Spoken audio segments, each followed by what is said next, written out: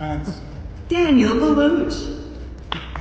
Daniel is a threat analyst at New York City Office of Technology and Innovation. Daniel's blend of technical proficiency and forward-thinking solutions positions him as a rising star in the cybersecurity field, with a promising future dedicated to securing the digital landscape and protecting the innovations of tomorrow. Congratulations, Daniel.